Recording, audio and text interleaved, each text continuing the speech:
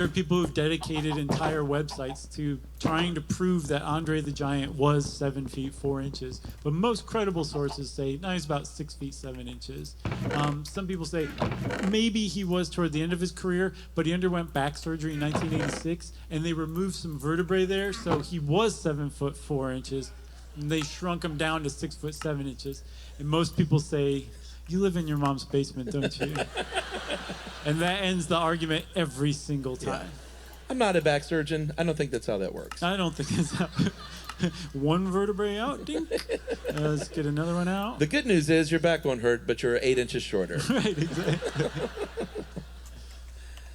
I don't think that's how it works. So he was truly enormous, though. There are other great stories. One is that his wrists were nearly a foot in diameter.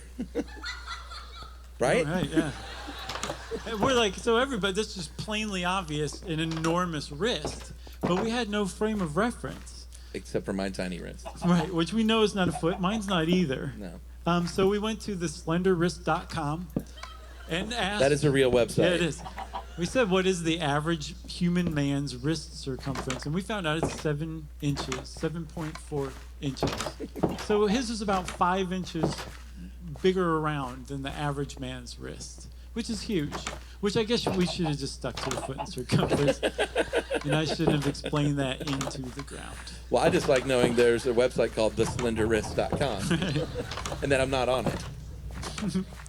So he wore a size 26 wrestling boot. Just for comparison, Shaquille O'Neal is a very large man. Started out his career playing for a little team called the Orlando Magic. Yeah. He wears a 22. Andre wore a 26. Yeah. So what else? There were other legends. He could pass a silver dollar coin through his rings. And then another one that I don't think is true, that he had 2 hearts and multiple rows of teeth. Like a monster. And apparently Ric Flair, the Nature Boy, right, wow, knew that was coming. We're in the right place. Yeah. He believed both of those, the heart one and the teeth one. And whenever he was talking to Andre the Giant, he said that he would like kind of try to look into his mouth while he was talking. We've met Ric Flair. He totally believed that. Yeah. We can attest. He, for some reason, was a guest star on our TV show that we had. Maybe that was one reason why it wasn't so great.